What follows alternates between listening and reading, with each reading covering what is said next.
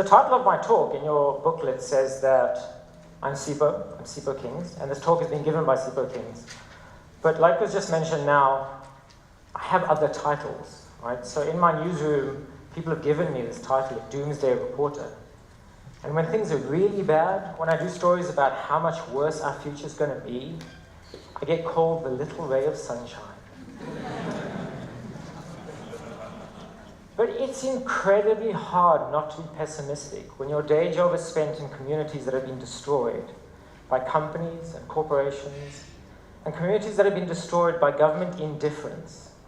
And this pessimism has, for quite a long time, colored how I think about the climate crisis.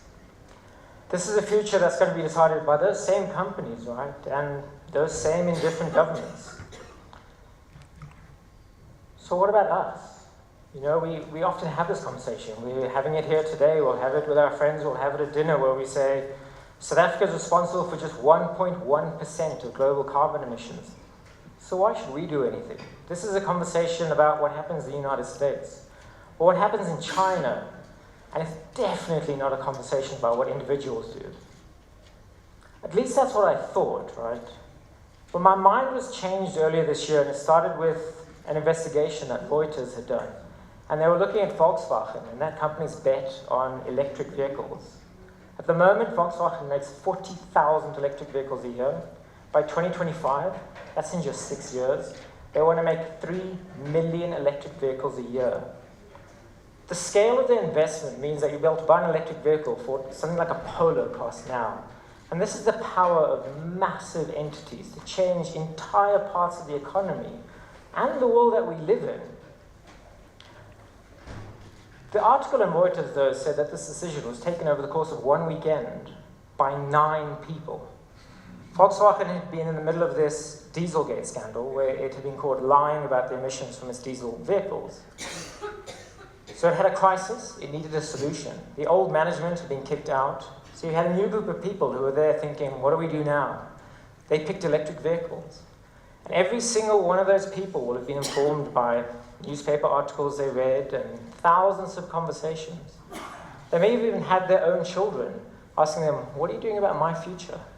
Or what are you doing about your grandchildren's future?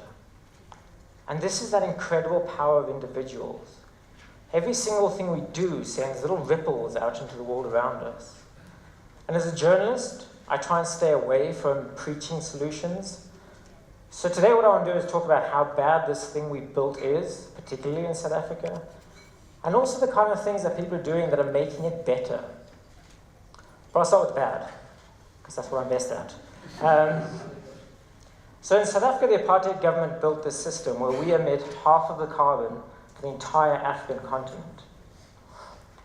This is from the smokestacks at Eskom and Sasol and ArcelorMittal, from the gold and coal mines that built our economy, the international airport just down the road here, the cars that we used to drive today.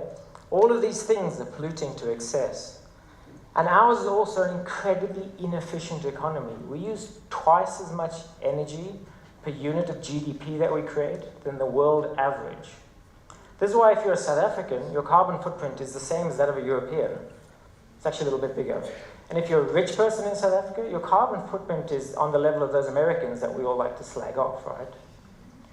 And this footprint is already costing communities. One of the first big investigations I did at the Mail and Guardian was in the south of Durban, where there's this community next to the port in that city. And you've got this beautiful, lush, green valley, and it's filled with homes and schools and clinics and playgrounds and football fields. It's also home to 2 oil refineries and the city's port. And research by the University of Michigan found that students at Settlers Primary School in this valley have the highest rate of asthma of any school anywhere in the world. Just driving into that valley, the air that we're breathing in made us want to vomit. And for the entire time that we were there, me and our photographer and our video editor had headaches. Every single interview we did, people would welcome us into their homes, and then they'd close the door, and they'd close the curtains, and they'd close the windows. And Durban is really hot, right? It's hot and humid. It's not pleasant in a closed-down room. And they weren't doing this to stop crime. or any consideration like that. It was just to try and stop that toxic air coming into their homes. There was this exhausted father, and he introduced our photographer to his 6-year-old daughter. And she spends her entire time with a machine that helps her breathe because her asthma is so bad. She can't do school sports, and that's going to affect her academically. And that's only because she was born downwind of a place that pollutes. But those refineries make the fuel that we use in Gauteng, right? They make the fuel that I use to drive here for 40 minutes today. And each litre of that fuel we burn pollutes the air around us, so we breathe it in. It also releases greenhouse gases, which trap heat in the atmosphere. That is what's driving global warming and creating the climate crisis. And in South Africa, quite a large chunk of the fuel that we use is produced by Sasol. That petrochemical company was created to crush coal and create fuel, right? Crushing that coal is one of the most environmentally destructive processes in the whole world. Sasol alone is responsible for 11% of South African emissions. So it's the largest private polluter in the country. But doesn't seem that interested in doing anything about this or anything about climate change. Earlier this year, activist shareholders went to a shareholder meeting and asked the company to say anything, say what it was doing, present a plan, talk about climate change. And they were told to sit down. And you contrast that with the VW meeting, where you had these executives who came into a weekend getaway and they said, let's make a bold decision. Let's do something that'll change the world, probably. The Sasol executives have been influenced by entirely different calculations, entirely different conversations. And that's much in the same way that our former president was informed by entirely different conversations and calculations. I think we know the calculations he took, but perhaps one of the biggest costs of our previous president was in human lives. Because you've got our national power utility, Eskom, admitting that pollution from its power plants kill 333 people every single year. Tens of thousands more people are put in hospital as a result of this pollution. Now, Eskom emits, let's work this out. So there are 1 billion people on the African continent. 5% of Africa's population lives here. Eskom, which services this 5%, emits 1/4 of Africa's carbon emissions. And in 2013, our energy planners tried to change this. They came up with a blueprint for a national energy grid where you'd phase out the coal plants quicker, and instead you'd have a mix of energy. So you'd have wind turbines along the coastal provinces and solar plants in the interior sucking in the sun. This would create industries, it would create jobs in communities in the Northern Cape where there's nothing, mostly nothing. But the energy planners made a huge mistake. They said that this could be done without nuclear energy, without building big power plants. Now, our former president, Jacob Zuma, really didn't like that. He understood that if you build a big plant, you have a lot of opportunity for corruption, right? And corruption means you can build patronage networks. It means you have patronage networks which keep you in power. And we don't have to look far. You just go to Medupi and Kusile to see what happens, right?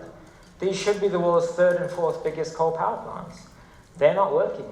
They just have a few units at a time that are online.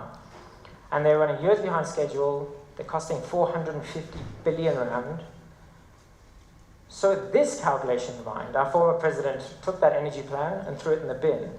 And that's why if you're sitting here today as a South African, your carbon footprint is about the 12th largest in the world per person, right?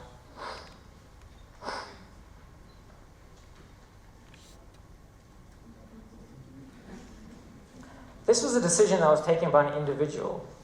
And if we think about state capture and how our country was destroyed, it was individuals making decisions for their personal gain. But it's also individuals. There's journalists, there's whistleblowers, there's researchers, there's people in civil society who kept digging until that regime collapsed. And again, this is the power of individuals, right? I like to think of myself in the middle of this giant web of the things that that are required to keep me alive. So like the previous example, I go into a supermarket and everything I see on the shelf, I think, where did that come from? What did it cost? So yesterday, when I had a really long day at work, I went to the shop and I saw Swiss chocolate, and I was already imagining what it would taste like, but then I thought about the fact that it's come halfway across the world, and that chocolate probably came from West Africa in the first place. So I didn't buy it.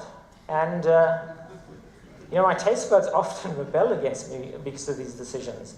But it's a way of showing the market preferences. And this is a market that we've built that doesn't price in pollution. So you can go to a shop and buy an orange from Spain and it's the same price as an orange from South Africa, even though the one has come from 10,000 kilometers away and all the pollution that comes with that. That makes no sense, but that's the market we've built. And these kind of things are already making a difference. If at the beginning of this decade, the divestment movement came along and said that people with money shouldn't put money into things that pollute, into fossil fuels. At the time, this seemed ludicrous because fossil fuels make a lot of money for pension funds and investors, for people at Goldman Sachs. And now, $11 trillion worth of investors are saying they're not going to put their money into fossil fuels. This is the power of people, right? In South Africa, the banks have said they're not going to invest in new coal power plants. They're just not going to. So we've got 2 plants that government wants to build, private plants, that can't get investment. And this is part of what every single one of us are doing, and even people we don't know are doing, the human race.